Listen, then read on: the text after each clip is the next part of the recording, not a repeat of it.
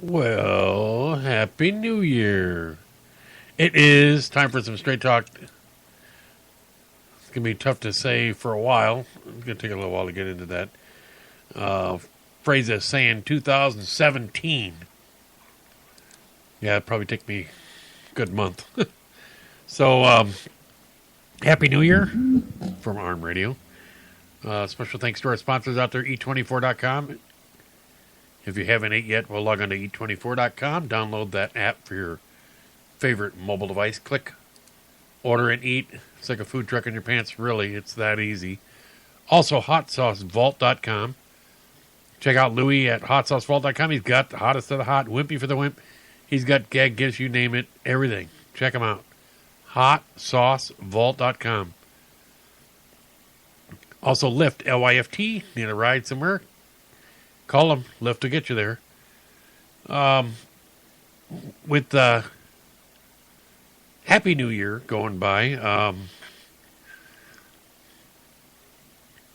I wouldn't say uneventful, but I didn't do anything. I had sat around, had kids wine with my kids. We stayed up for the, what do you call it, the New York ball drop, and then we stayed up for, the New Orleans had the ball drop, and we were watching it, and apparently it got a little wild on a couple of the channels, but they had on CNN, apparently Don Lemon got a little wild. Apparently he got a little drunk on air doing tequila shots. He got his ear pierced live during the show. It says he was, I guess, getting a little drunk, and they had to actually cut his mic because he was getting a little bit too bad.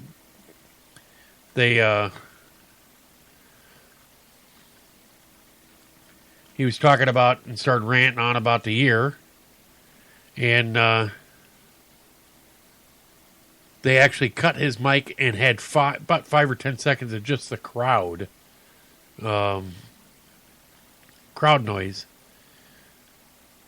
So I don't know if anything's going to be done to him about this, but I mean, you think, you being a major host for a station, that's the last thing you should be doing is drinking live on the show. And everybody go, oh, well, that's okay if they drink. Well, they're supposed to be there reporting on other people drinking, not getting, I guess, it says, and this is for the second year running, it says hashtag drunk Don Lemon was trending on Twitter. It said the New Year's festivities saw a concurrent broadcasting ringing in the New Year's across all American time zone in New York, Las Vegas, and Los Angeles. Well, with that, I guess he looked a little embarrassing to some. Whether anything about, but not quite as embarrassing, I don't think, as Mariah looked. She was on the New York stage, and you look at Jason Derulo, he was down in New Orleans in the pouring rain singing live.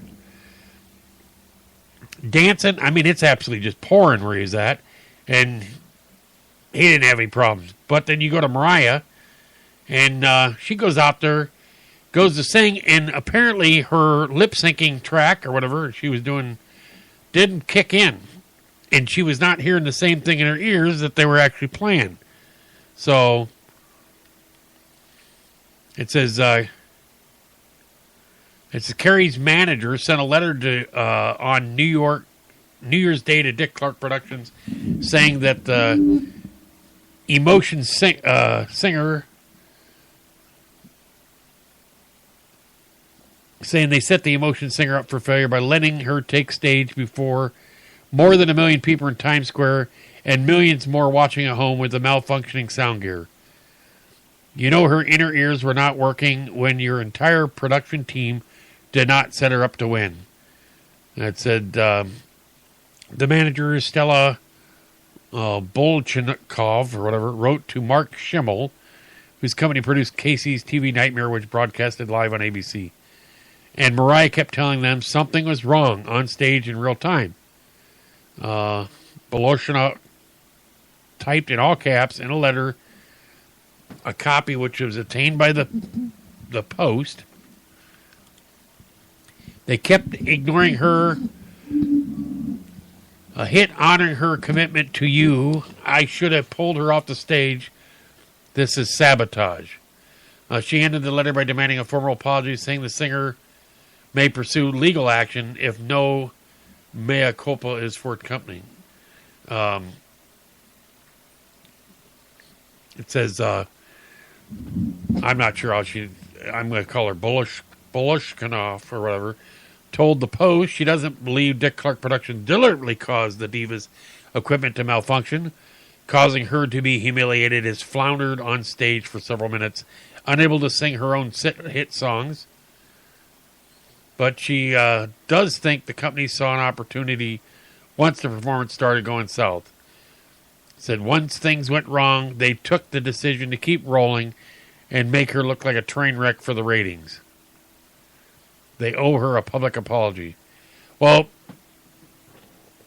you know, I saw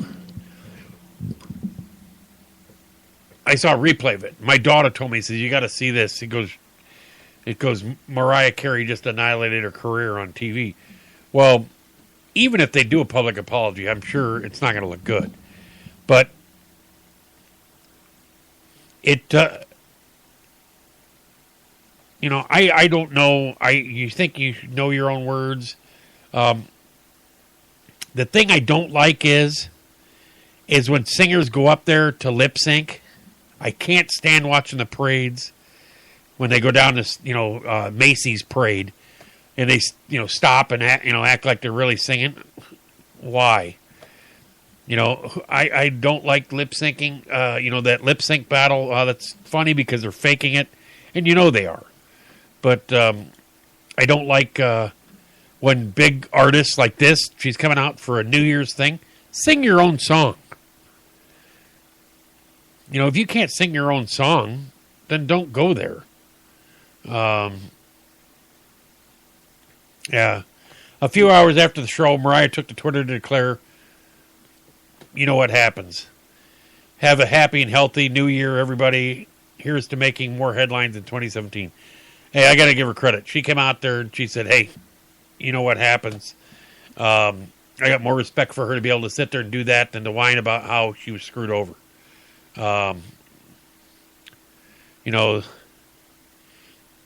Said the drama came 2 years after Carey fans waiting for 3 hours in freezing rain before pre-taping a number for the 2014 Rockefeller Center Christmas tree lighting. That was in 2014. She ended up performing live at the lighting the next night and later blasted that show's producer for leaking audio of her failing to hit the high notes on her hit, All I Want for Christmas Is You. Well, I don't know. I saw her she did was that carpool karaoke with James Corden. And she didn't even look like she wanted to be there for that. She looked like she was, James Corden, I'll tell you what, I got to give him credit. I mean, he doesn't do that bad for a singer for just, being a talk show host in a car. But you look at a lot of those, talk show hosts, they've been involved in, plays and productions. He does good. I got to give him credit. I really liked the one he did with Bruno Mars and Selena Gomez and stuff like that. Pretty funny. But on New Year's Eve, in front of everybody, there's tons of people watching that. And for her to go, she went down in flames like you wouldn't believe.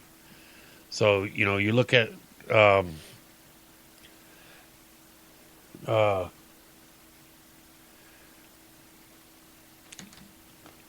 if you see that, you just got to think that just really got to put a hurting on her career.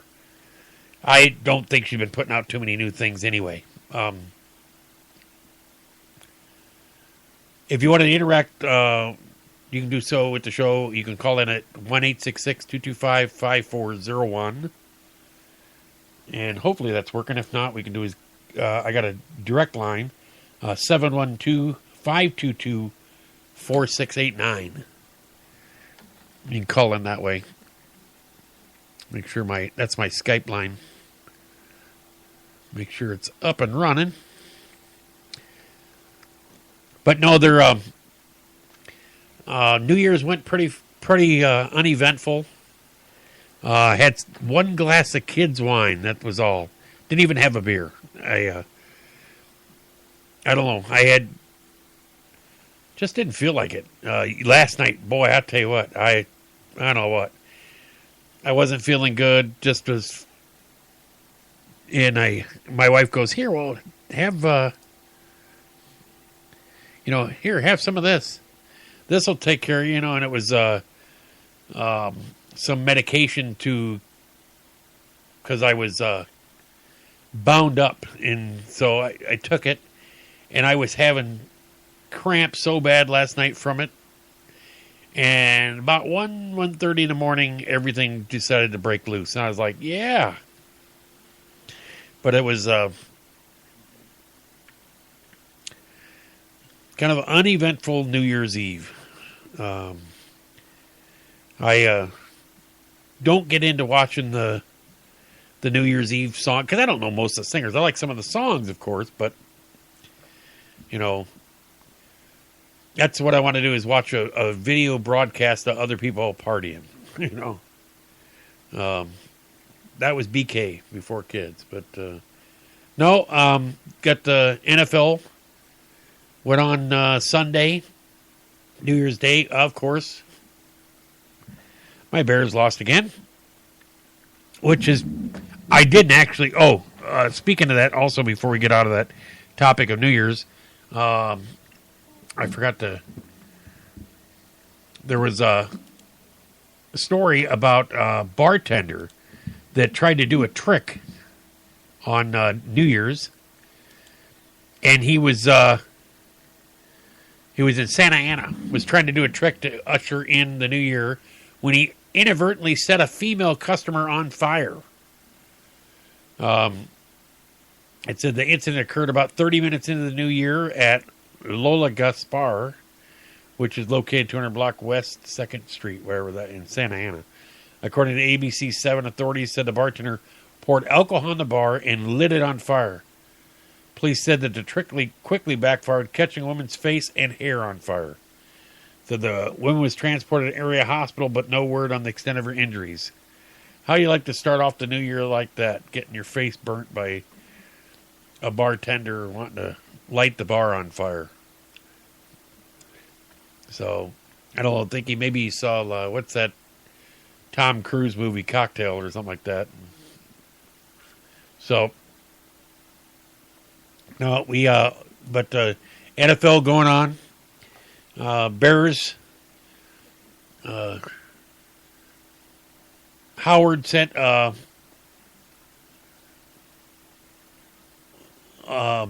Jordan Howard set a Bears rookie rushing record, which was one good thing that they had going for him. He, said it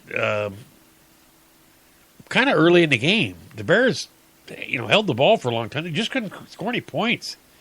They just got beat down by Minnesota. Both of them had no chance of making the playoffs, so it really didn't matter. But it was, I just didn't want to see him win because I want to see him be as high in the draft picks as they can be.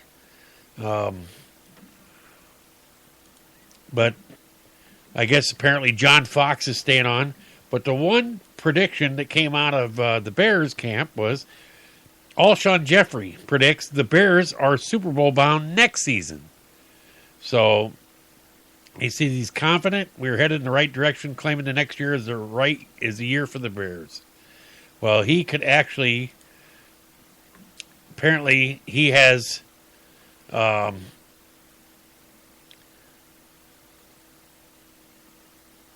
guess it depends on his contract. If he says he can be a free agent this offseason unless they elect to use the franchise tag on him. I mean, I'd like to keep him on. I'll tell you what, he's a hell of a receiver. I got to get somebody, maybe Barkley's the quarterback, but I'll tell you what, just lately been just throwing way too many interceptions. Had to laugh talking about NFL. Reggie Bush set a record, and let me see if I can find that article here. I had it. Here it is. He set kind of an embarrassing record. Reggie Bush didn't have a lot of carries this year, but he Buffalo Bills running back Reggie Bush set an NFL record is not likely to be repeated anytime soon, or something he can be proud of. Bush is the first running back in the league history to finish the season with 10 or more carries and gain negative yards. It says he did not get a carry in the team's 30-10 loss in Buffalo's season finale against the New York Jets. So Bush finished the season with 12 rushes for -3 yards. But Bush did score one touchdown this season, and that was a 1-yard score in Week 7 loss to the Miami Dolphins. It says, it's tough, Bush said last week. I just didn't have a lot of opportunities this year, and I'm not worried about that, finishing with negative yards or anything like that. That's just kind of weird. You just don't normally see somebody with that many carries only, being -3 yards. You got college bowl games going on right now. Iowa got pummeled in the bowl game earlier, and they had Penn State, USC. Penn State leading 59-52 with about 2.5 minutes left to go. They gave up the ball, and USC went right down the field, scored when there's about like a minute and a half left to go. Why he's trying to go home run balls, and they're trying to get him in into field goal range. Well, he throws up an interception, and the guy's able to do is run it back to about the 25-yard line, 30-yard line of Penn State, and a few more downs, got it in within field goal range. And they kick a field goal and win 52-49. Why he was trying to throw it long, I have no idea. It's easy to second guess it. But, you feel bad for a team to lose that way. I mean, there's a guy out for Penn State. I mean, with his head out, he's on the ground. It might be his last game he ever plays as a athlete, in college football. If he's a senior, you never know. Well, apparently ESPN ratings, I don't know what it is. ESPN's taking a serious dive. ESPN $5.6 billion debacle. The football semifinal ratings down 32% from 2014. The $5.6 billion New Year's Eve nightmare continued for ESPN, with Saturday games averaging only 10.4 rating, down 32% from 15.4 just 2 years ago. Yeah, ESPN's been taking a serious hit. Fox Sports has been doing a number on them, so I don't know what causes it or what but it says last year the Sporting News reported that ESPN might need to repay $20 million to advertisers due to low ratings. That was the thing. People would sit there and advertise. They knew that they were going to get so many viewers to see it, and if they don't get them, people aren't getting the bang for the buck. So yeah, it's I don't know what's going wrong with ESPN. One, they lost some of their their huge announcers, but No, I mean, they were always the leader for there and for the longest time, and it's kind of changed hands. You see that? We have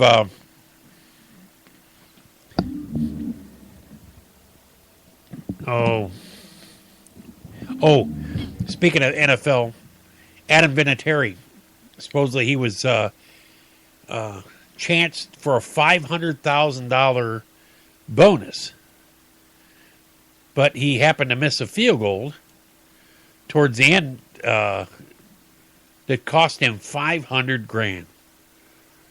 I mean, you think about that, having a chance to kick a football through an upright for $500,000. Everybody talks about, oh God, that looks so easy. Anybody could do it. Well, I mean, I'm sure he wasn't thinking about that at the time. He probably found out later that it cost him that. I mean, it would probably bother me more. But they make kicking that football look so easy. So, yeah, it's pretty wild how they can kick it so far. We have,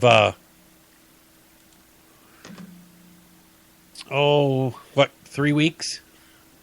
Donald Trump gets inaugurated in about 3 weeks. And, I mean, you look at other stuff that's going on. Just in New Year's Eve, I forgot to mention, in Istanbul, Turkey, they had, 39 killed? ISIS took claim for it. They claimed responsibility for the Turkey attack. I guess the guy was going around shooting people dressed as... somebody said he was dressed as Santa Claus. The Islamic State group on Monday made an unusual claim of responsibility for a major terrorist attack in Turkey, saying a soldier of the caliphate carried out a mass shooting at an Istanbul nightclub that killed 39 people as they welcomed in the new year. So the group of Christian revelers were targeted in response to Turkey military operations against IS in northern Syria. But most of the dead were foreign tourists from Muslim countries. It says that the claim came after recent IS propaganda, which is, I guess, Islamic State propaganda, video urged attacks on Turkey, which is home to an airbase used in the U.S.-led effort against the group in Syria and Iraq. It says Turkish authorities never confirmed authenticity of the December 22nd video that purported to show Turkish soldiers who were burned alive, but access to social media was temporarily restricted in what appeared to be an effort to curb circulation of the footage. It said the nightclub assailant, armed with long-barreled weapon, killed a policeman and a civilian early Sunday outside Reina Club before entering and firing at some of the estimated 600 people inside. The establishment is frequented by famous locals, including singers, actors, and athletes. It says authorities obtained the fingerprints and basic descriptions of the gunman and are close to identifying him. Deputy Prime Minister Numan Kurtulmus said Monday, after a weekly cabinet meeting, he confirmed that 8 people have been detained in connection with the attack. I wonder how they get the fingerprints off him. So, with that much going on, I mean, it's going to be, you got that many 600 people in the club, and you're able to get prints. That's pretty wild. So, sad to see that.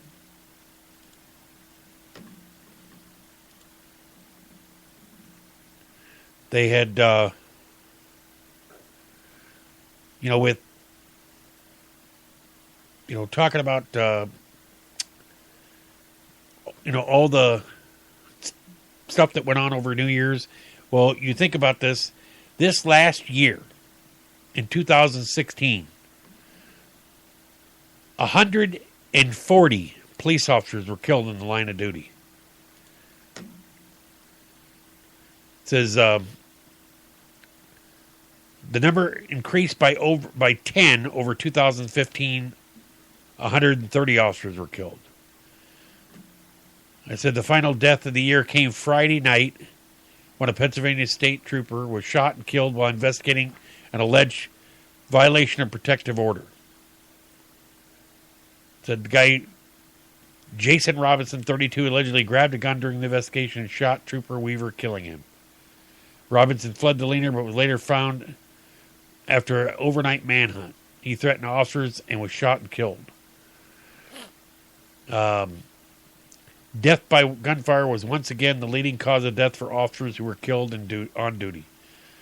A total of 64 officers were killed by gunfire, up 39 in 2015.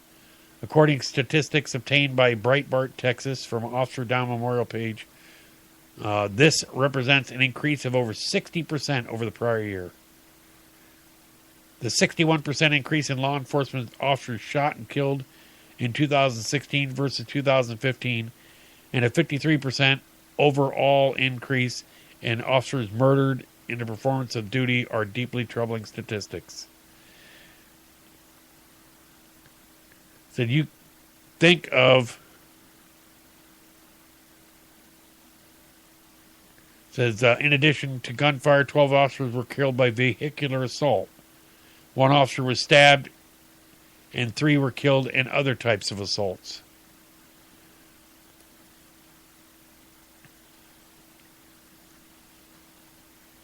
It's a sad list to go through. I don't know if you've ever been, I have. I've been to a fellow officer funeral. Very tough to handle.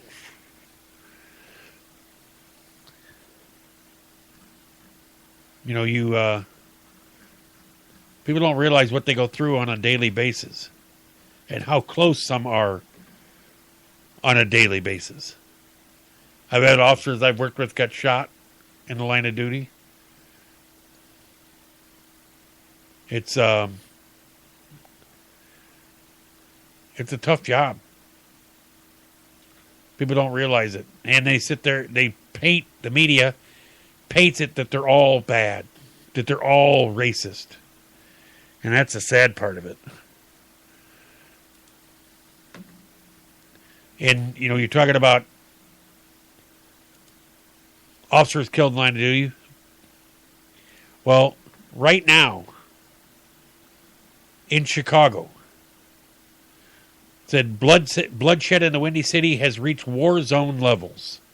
You know, you think about that. Mainstream media has been forced to address the Ferguson effect and failure of gun control. I guess they had an interview on 60 Minutes episode. Prominent South Side priest and activist Michael Flegger asked, why has violence been allowed to surge so profoundly in this country for so long, particularly in Chicago? The number one victim of violence is black and brown. It says, when a child is shot and killed in the city and there's no idea of who may have done it, he goes, I put a $5,000 bounty on the head, he exclaimed. We've given about 24 rewards. Said the crew of 60 Minutes was clearly overwhelmed and appalled by the staggering amount of crime, murder scenes, and flagrant drug dealing they encountered during the filming, as well as the lack of police presence or response. So what struck us was just how brazen drug dealers were, said producer Guy Campanelli. We're there with a camera, with a 60 Minutes correspondent doing an interview, and not more than 5 yards away, cars are pulling up, and guys on the corner are slinging dope right there in front of us. It may be unfair to say this, but we never saw a police car come by. And this was on the main street in a section of Chicago. He was also shocked after being advised that we should wear body armor while filming at night. He goes, it bothered me that I have to wear body armor in American City, he said. We're not talking about a third world country. We're not talking about some war zone in the Middle East. He said, we're talking about Chicago, Illinois. He said, the Chicago Tribune reports that there were 779 reported homicides in 2016. 779. Think of that. Up from 485 in 2015, the largest increase in over 60 years.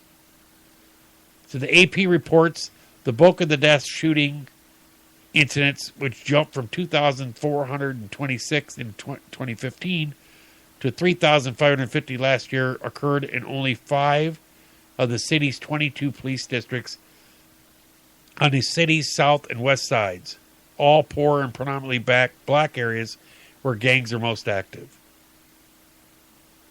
It said, despite the sharp escalation in violence, data obtained from the Chicago Police Department reveals that the Ferguson effect, caused primarily by mainstream media pushing the same anti-police narrative that domestic terrorists in Black Lives Matter expose, has severely impaired law enforcement's desire or ability to control crime, as detainments have dropped by 80% in the last year and arrests have fallen by 1/3. Said former Chicago police Gary McCarthy, who was fired earlier this year by Mayor Rahm Emanuel, placed blame on Black Lives Matter for the increase in crime rates of his city and nationality. Oh, and nationally, not nationality, I'm sorry. So what is happening is, and this is ironic, that a movement with the goal of saving black lives is at this point getting black lives taken because 80% of the murder victims here in Chicago are male blacks. He said in a radio interview this weekend, Chicago has some of the strictest gun control laws in the United States, and yet it led the country in murders in 2016, with more than New York City and Los Angeles combined. So here's a stat they had. Blacks killed by whites, 2%. Blacks killed by police, 1%. Whites killed by police, 3%. Whites killed by whites, 16%. Whites killed by blacks, 81%. Blacks killed by blacks, 97%. This is the murder rate in Chicago. I mean, think about that. That's crazy. They said that there are more deaths in Chicago than over in Iraq, where you know they're going and have a chance for war. You see memes of it was 2 soldiers talking about, oh, hey, this is my 6th tour in Afghanistan, Iraq, whatever, you know. And he says, you're going to go home. You're lucky you're going to go home. He goes, what do you mean? I live in Chicago. He goes, at least here I get to shoot back. You know, so you think about that. That's crazy. 779 homicides. Wow.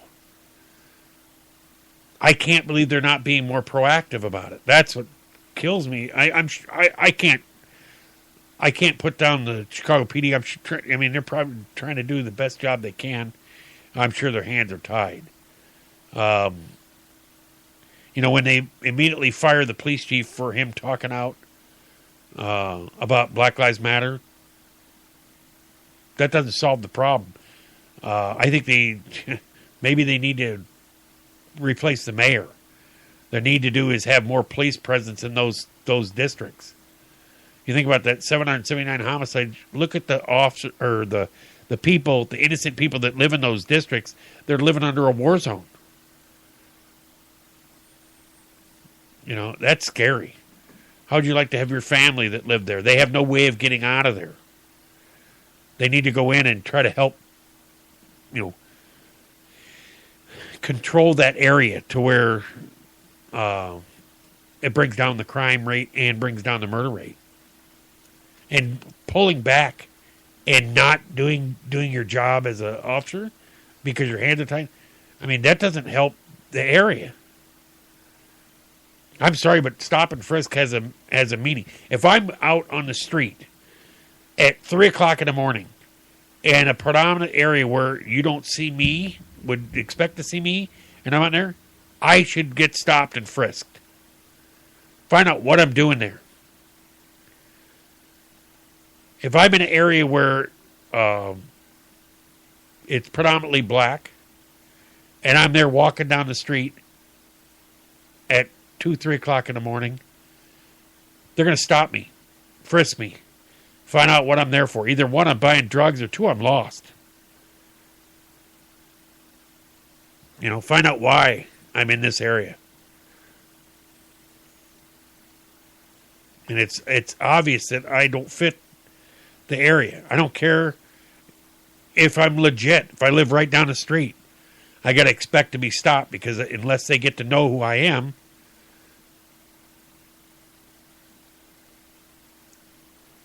and I should, it's like having them check my ID when I go to buy something with my debit card or whatever, and I write on the back CID. It's the same thing. The reason why they're doing it for out of safety. I go through the airport. I go up to TSA. Should I sit there and say, "Oh, well, they're singling me out"? No, they check everybody going through. I don't have any problem. You see somebody going down the street, they look suspicious. They look like, and there's ways of people that raise suspicion from police officers. There's ways to intuition. But you look at, 779 murders, they need to do something. I was reading an article that says ways that you raise suspicion to officers. And one is your eyes. The way you got that oh my God, what I do? They call them Looney Tune eyes. You know what look. You happen to be patrolling and run across the individual who sees you and gets that, you know what look. Merely falling by looking away and refusing to acknowledge your existence. May be a good clue that he's up to something. Generally, when they act like that, it's because something's wrong. So, yeah, it's... next thing is, I swear. As soon as that phrase begins, odds or whatever falls is absolute BS. I swear I only had 2 beers. Or I swear I wasn't, I wasn't in this, neighborhood, blah, blah, blah, for whatever. I swear on my mama's grave. Yeah. Another one that raised suspicion is the hotbox car. If you rolled up on a car and looked like a cloud sprouted up inside it, you just found some folks who watched Up in Smoke too many times. Yeah, you see a guy smoking. No, normally when they're smoking cigarettes, they're got the windows open. But another one. These aren't my pants. I love that one. Someone with a jailhouse JD created the fallacy that if you tell cops the pants you're wearing don't belong to you, it's basically a free pass. Some jailhouse, jail lawyer, what do you call it? Jailhouse lawyer. Yet I've managed to accidentally pull on someone else's pants. Not once. I've had a lot of people claim that I have. So, the felony force. An officer happens to stop a car with about 20 or little tree air fresheners hanging from the rearview mirror. The driver either has some unfortunate, horrible body or he's trying to mask the smell of something you might be interested in knowing.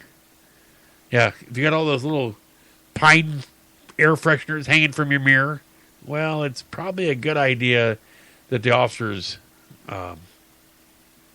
will clue in on that. They see that hanging there. One officer I worked with, we used to call him, his nickname was Canine. It was unbelievable. He could walk up to a car and he would go, I smell dope. And I'd be like, I don't smell anything. And he'd be like, I smell it. It's in here somewhere. And he'd go searching through that car. Sure enough, he'd find it. That was his nickname, Canine. Yeah, he'd find it in the door. He'd find it they'd find it shoved up under the dash. It didn't matter. The trench coat says, unless it's raining or there's a shirt and tie poking out of the collar area, There's never a really good time to wear a trench coat, especially if it's 90 degrees outside. If you see this guy, be prepared to see more than what you want. Whether he's going to flash you, or hide a lot of stuff inside it, like rifles, shotguns, or swords. So be ready if you got to approach a guy like that with a trench coat when it's hot out. Crown Royal bags. I never thought about this, but Canadian whiskey, as much as anything else, but over the years, they found lots of interesting things inside purple bags with the Crown Royal. From heroin kits, pipes, marijuana, methamphetamine, or other illicit drugs and paraphernalia. Dopers seem to feel secure hiding their wares inside the little felt bags. And pea-soaked pants. It happened after several foot pursuits, and I've had an armed robbery suspect do it, but it's not normal for an adult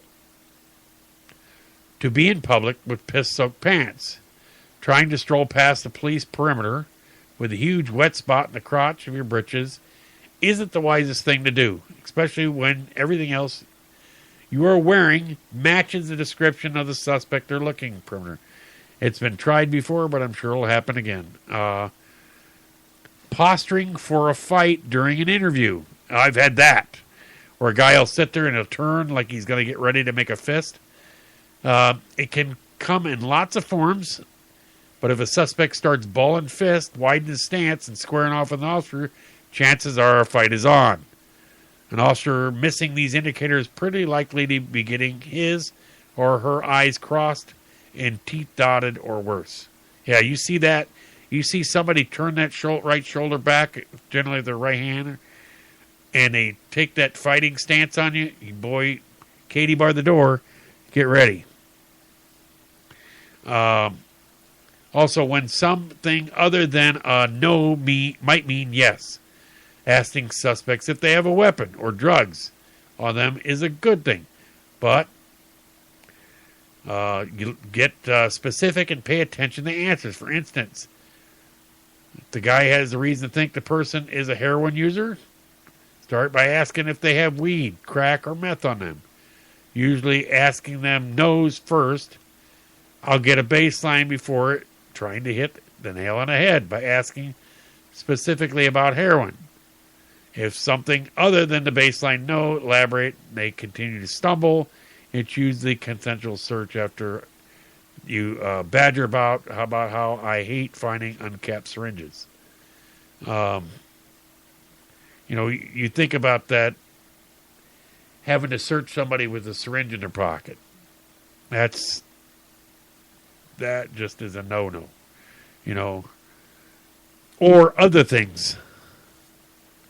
So, yeah, you got to do is really watch what you do. This was an article that was written on police1.com, and let me give it credit to, let's see here. Actually, it doesn't say who it was. It says uniform stories with uniform staff. That's all it says. It doesn't say who wrote it. So, but no, you look at situations where you might run into somebody just in your normal day of talking to them. Let's say you're out at a bar and you've been, you're drinking or whatever, and you run into somebody and you see them take that fighting stance on you. Well, you got to do is kind of do something to protect yourself so you can not be get the knockout game. You don't want that. So, yesterday morning, we had, let me see if I can find an article about it. It was Valerie Jarrett was on,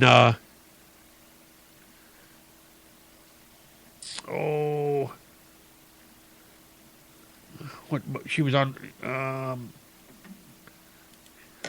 not sure if it was, here, I got to get it. Sunday on CNN's Fareed Zakaria GPS, President Barack Obama, close friend and longtime advisor Valerie Jarrett said the president prides himself on that Sunday that Obama has led a scandal-free administration and hasn't done anything to embarrass himself.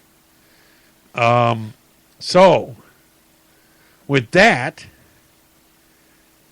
they listed the scandals that President Obama, this article here, and you go through and how, I don't know if he just ignores them.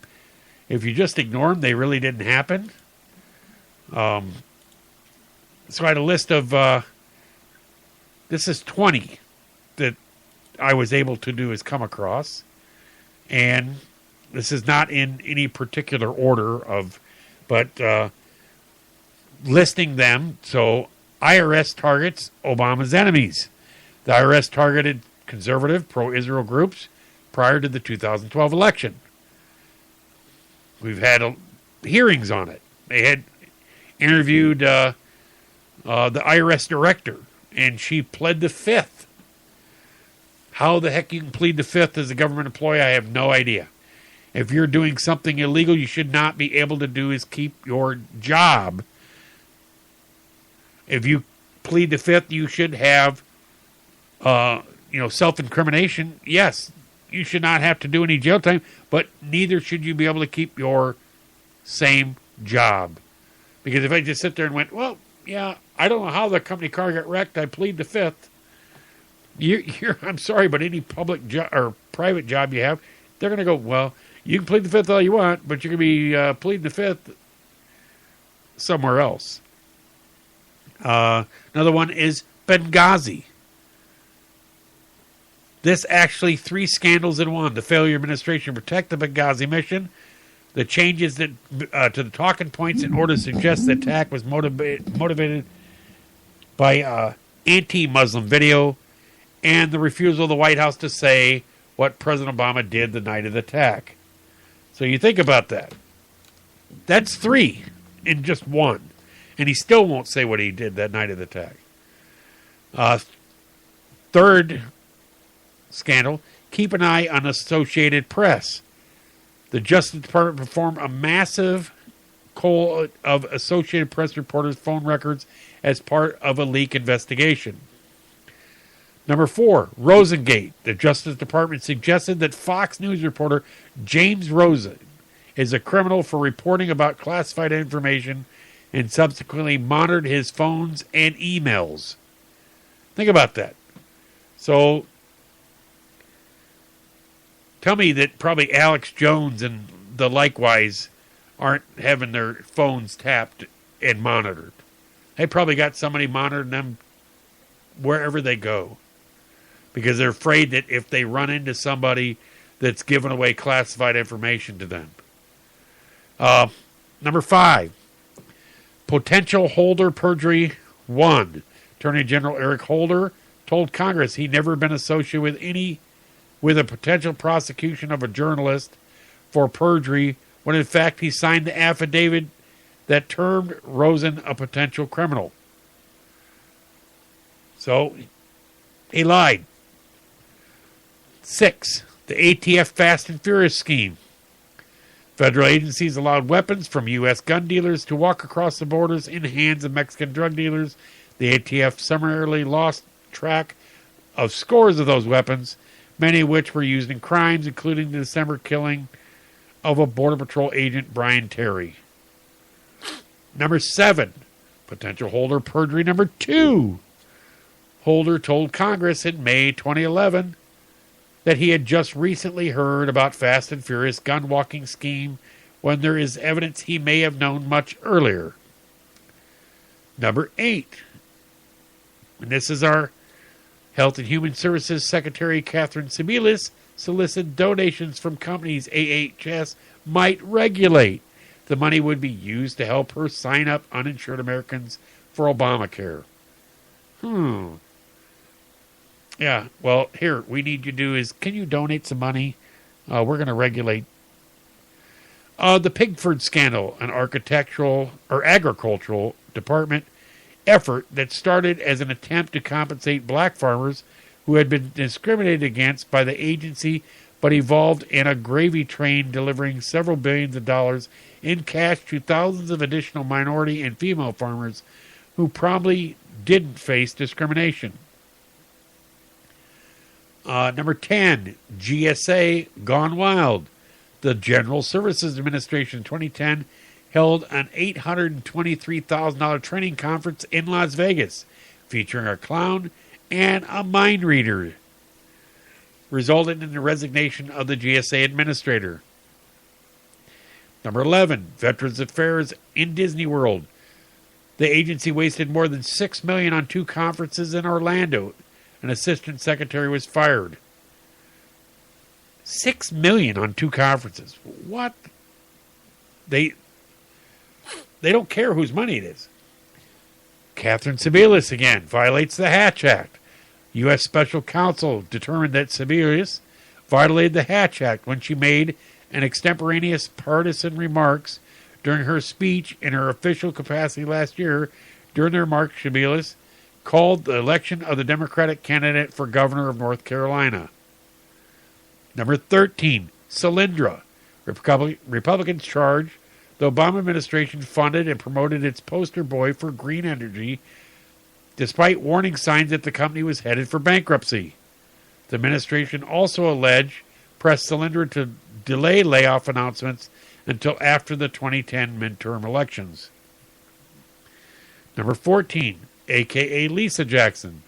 Former EPA Administrator Lisa Jackson used the name Richard Windsor when corresponding by email with other government officials, drawing charges she was trying to evade scrutiny. He did the same thing.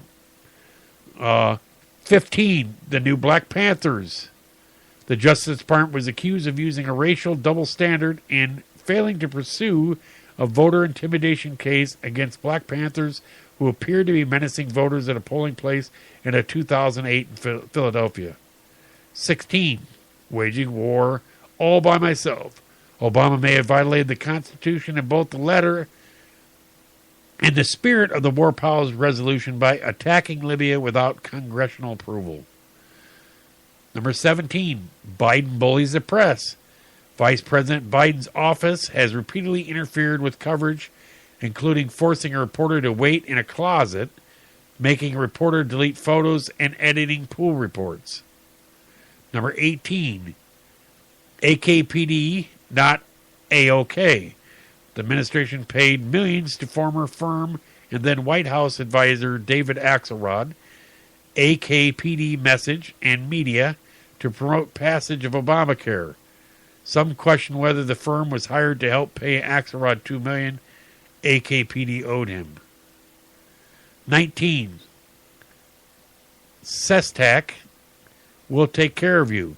Former White House Chief Staff Rahm Emanuel used Bill Clinton as an intermediary to probe whether former Rep.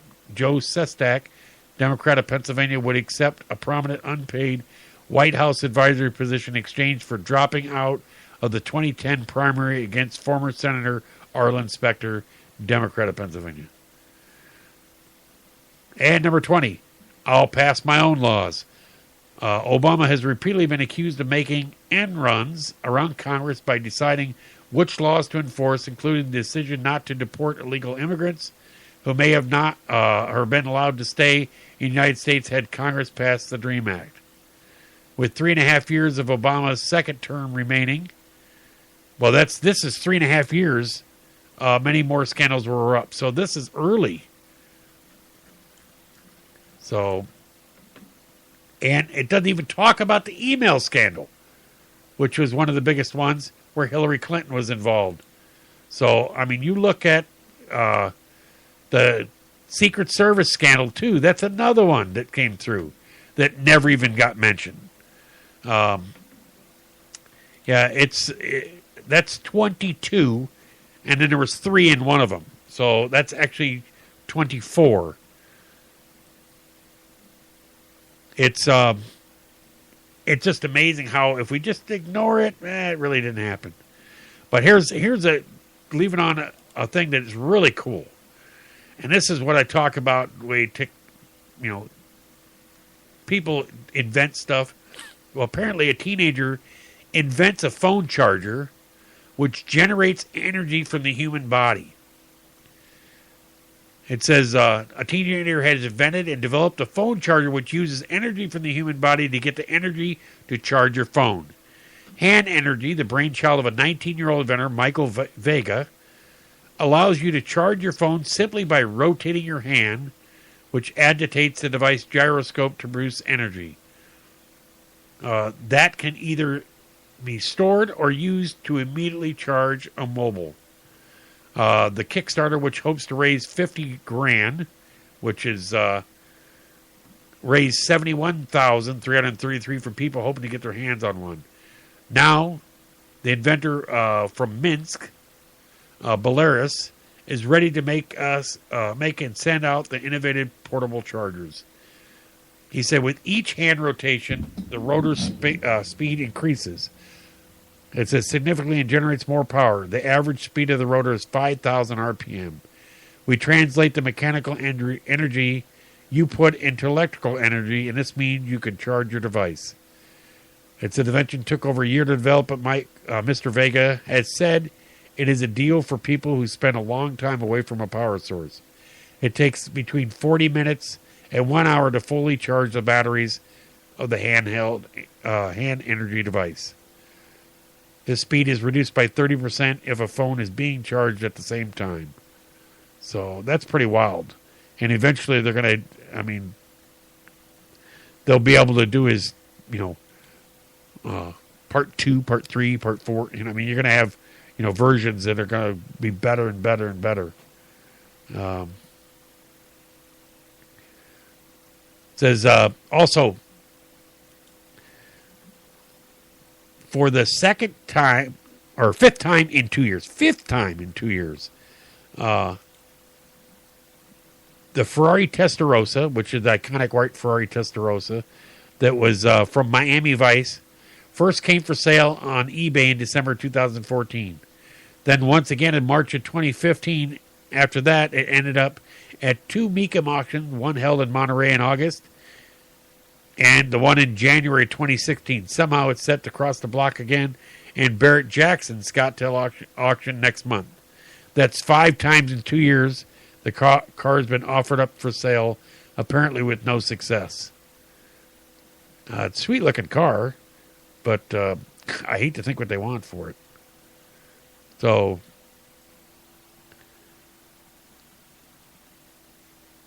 it says,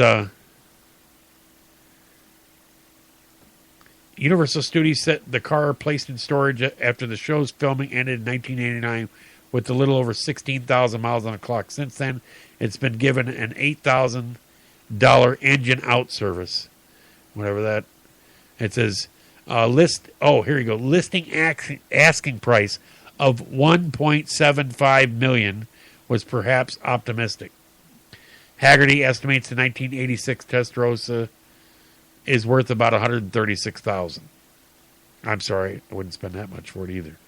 But wow, $1.75 million. Well, somebody that's a big Miami Vice fan, maybe, but for that much, I'd buy a brand new one. So, all right, well, it's that time of the night. We're actually over time. It's a fast hour. Hey, if you hopefully everybody had a happy new year. Make sure you your resolutions, and you can work your way to a prosperous 2017. That's what I'm looking forward to. I'm looking forward to make an effort to succeed in 2017. So, what is it? Less than 3 weeks till Trump gets inaugurated. I hear a lot of stuff on his inauguration. Who's going, who's not. We'll talk more about that on Wednesday. And also got some. Did want to mention one thing. I was going to talk about this, and I forgot to mention it. But and it's just a weird story that came out, and I was like, "What the heck is this?" Azalea Banks. Let me see here. apparently practices witchcraft. Said the rapper Hasley Banks, the Harlem native, posted a series of videos to her Instagram story showing a closet covered in what she wrote was blood and feathers. The Big Beat singer claimed the mess was a result of 3 years worth of brujeria, whatever that is, a Spanish word for witchcraft. The amount of crap that is about to come off my floor, right? You know, guys, oh my God, she said, is now deleted. Snap. You know, I've got all to scrape all this blank up. I got my sandblaster, my goggles is about to go down. Says it's unclear what the feathers are, but several reports state Banks has been likely sacrificing chickens. In one of the most now deleted images, she wrote on the post, blood stains on the wall. Banks has been embroiled in a scandal and controversy throughout her career, also hinted at being a witch. Real witches do these real things, she said before revving up her sandblaster. Several versions of the video were posted on social media after they expired from their 25-year-old Instagram story. Wow, that's weird. So, also in, what was it else? I had another story I was going to say right before we went out. Whatever you do, if you're going to do is rob McDonald's, just make sure that you don't have a special forces team in there eating.